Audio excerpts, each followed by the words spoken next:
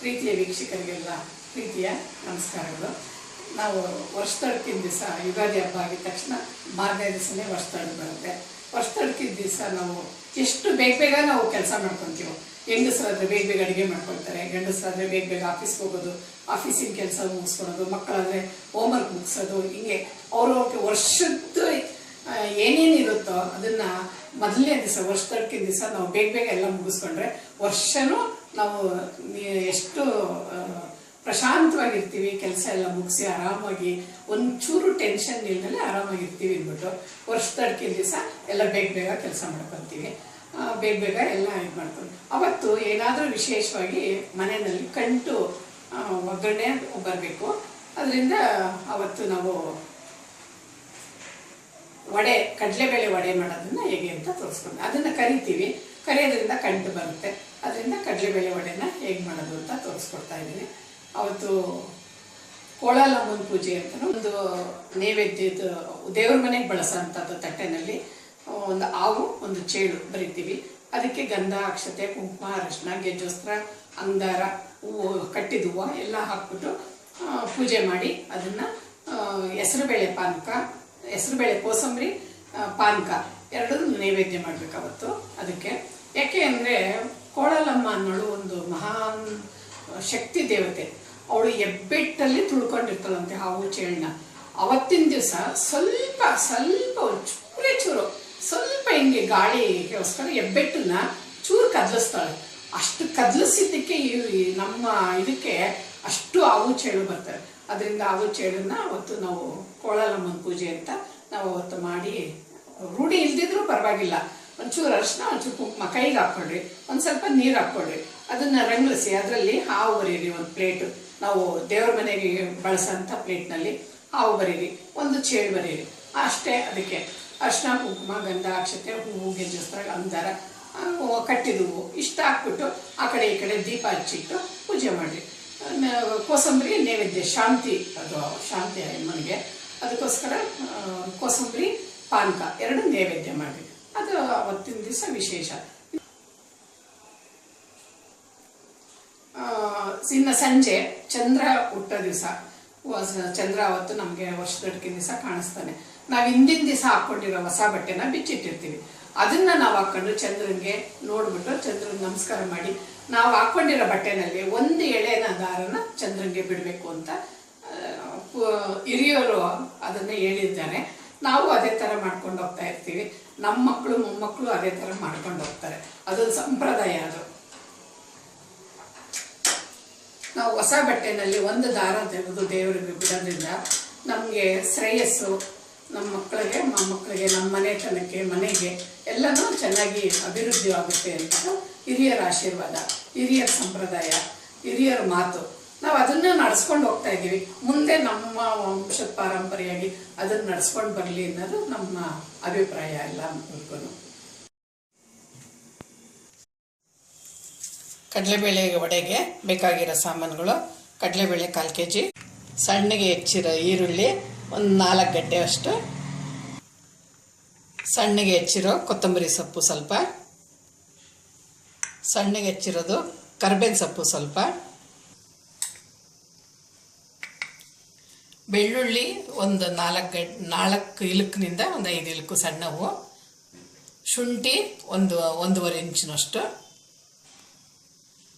ಹಸಿಮೆಣಸಿನ್ಕಾಯಿ ಒಂದು 5ರಿಂದ 6, ರುಚಿಗೆ ತಕ್ಕಷ್ಟು ಉಪ್ಪು, ಕರಿಯಲು ಎಣ್ಣೆ. ಕಡಲೆಬೇಳೆನ ಇವಾಗ ನೀರಲ್ಲಿ 2 ಸರಿ ತೊಳೆದು 1 ಗಂಟೆ ಟೈಮು ನೆನೆ. ಕಡಲೆಬೇಳೆ ನೆಂದಿದೆ, ನೀರನ್ನೆಲ್ಲ ಫುಲ್ಲು ಸೋದಿಸ್ಕೊಂಬಿಟ್ಟಿದ್ದೀವಿ ನಾವು. ನೀರು ಇರಬಾರ್ದು. ಇವಾಗ ಇದಕ್ಕೆ ನಾವು ಶುಂಠಿ ಬೆಳ್ಳುಳ್ಳಿ ಹಾಕ್ಕೊಳ್ಳೋಣ. ಬೆಳ್ಳುಳ್ಳಿ ಒಂದು 4ರಿಂದ 5-6 ಇಲುಕು ಸಣ್ಣವು ಹಾಕೋದು. ಶುಂಠಿ ಒಂದು 3/4 ಇಂಚ್ ಹಾಕಿದ್ದೀನಿ. ಇಷ್ಟು ಇದಕ್ಕೆ ಕಡಲೆಬೇಳೆಗೆ ಹಾಕ್ಕೊಳ್ಳೋಣ. ಹಸಿಮೆಣಸಿನ್ಕಾಯಿ ನಮಗೆ ಖಾರಕ್ಕೆ ಎಷ್ಟು ಬೇಕೋ ಅಷ್ಟು, ಇದನ್ನು ನಾವು ರುಬ್ಬಕ್ಕೆ ಹಾಕ್ಕೊಳ್ಳೋಣ. ಇದಿಷ್ಟನ್ನು ಮಿಕ್ಸಿನಲ್ಲಿ ತರ್ತರಿಯಾಗಿ ಗಟ್ಟಿಗೆ ರುಬ್ಕೊಳ್ಳೋಣ. ನೀರು ಹಾಕಬಾರ್ದು. ನೀರು ಶೋಧಿಸ್ಕೊಂಡಿದ್ದೀವಿ, ನೀರು ಹಾಕದಲ್ಲೇ ಮಿಕ್ಸಿ ಮಾಡ್ಕೊಳ್ಳೋಣ. ಕಡಲೆಬೇಳೆ ತರ್ತರಿಯಾಗಿ ರುಬ್ಬಿದ್ದಾಗೈತೆ. ಈಗ ಇದಕ್ಕೆ ಎಲ್ಲ ಹಾಕ್ಕೊಳ್ಳೋಣ. ನಮ್ಮ ಒಂದು ಪಾತ್ರೆಗೆ ಹಾಕ್ಕೊಂಡು ಶುಂಠಿ, ಬೆಳ್ಳುಳ್ಳಿ, ಮೆಣಸಿನ್ಕಾಯಿ ಹಾಕ್ಕೊಳ್ಳೋವಾಗ ಸಣ್ಣಗೆ ಹೆಚ್ಚು ಹಾಕ್ಕೊಳ್ರಿ. ಇಲ್ಲಾಂದರೆ ಈಗ ಮಿಕ್ಸಿಗೆ ಸಿಕ್ಕಾಕ್ಕೊಳ್ಳುತ್ತೆ.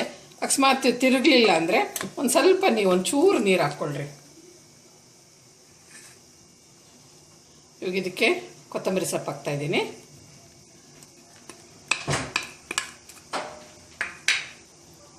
ಕರಿಬೇವಿನ ಸೊಪ್ಪು ಹಾಕ್ತಾಯಿದ್ದೀನಿ.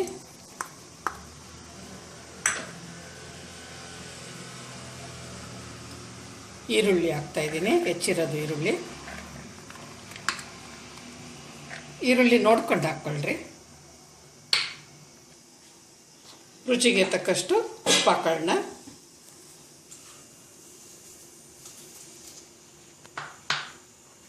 ಇವಾಗ ಇದನ್ನು ಕಲಸೋಣ. ಕೈನಲ್ಲಿ ಕಲಸಿದ್ರೆ ಚೆನ್ನಾಗಿ ಹೊಂದ್ಕೊಳ್ಳುತ್ತೆ. ಅದರಿಂದ ಕೈನಲ್ಲೇ ಕಲಸ್ಕೊಳ್ಳೋಣ. ಇದನ್ನು ಎಲ್ಲ ಕೈನಲ್ಲೇ ಕಲಿಸ್ಕೊಂಡಿರೋದು. ಈಗ ಇದನ್ನು ಕಲಸಿರೋದನ್ನ ಉಪ್ಪು ಸರಿಯಾಗಿದೆಯಾ ಇಲ್ವಾ ಅಂತ ಇದನ್ನೇ ಒಂಚೂರು ಬಾಯಿಗೆ ಹಾಕ್ಕೊಂಡು ನಾವು ನೋಡ್ಬೋದು. ಉಪ್ಪು ಸಾಲದೆ ಬಂದರೆ ಒಂದು ಸ್ವಲ್ಪ ತಿರ್ಗಾ ಮತ್ತೆ ಎಷ್ಟು ಸಾಲದೆ ಬರುತ್ತೋ ಅಷ್ಟು ಹಾಕ್ಕೊಂಡು ನಾವು ಕಲಿಸ್ಬೋದು.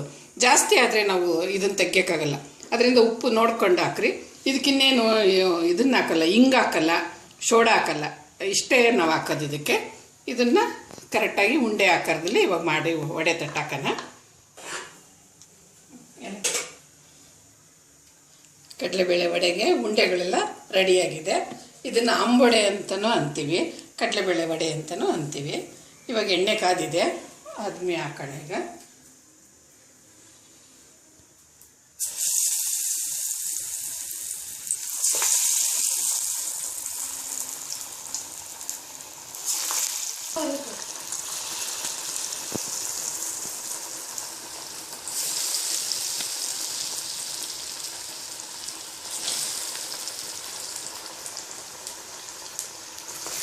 ಈ ಥರ ತೋರಿಸು.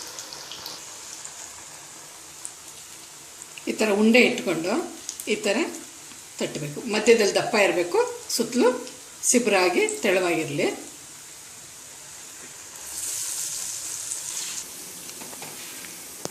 ವಡೆ ಬೇಯ್ತಾ ಇದೆ. ಒಂದು ಸ್ವಲ್ಪ ಬ್ರೌನ್ ಕಲರ್ ಬಂದರೆ ಪೂರ್ತಿ ಬೆಂದೈತೆ ಅಂತ.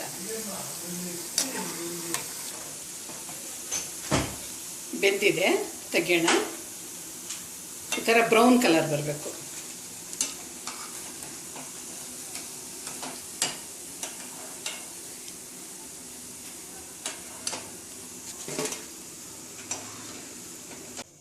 ಕಡಲೆಬೇಳೆ ವಡೆ, ಆಂಬೊಡೆ ರೆಡಿಯಾಗಿದೆ.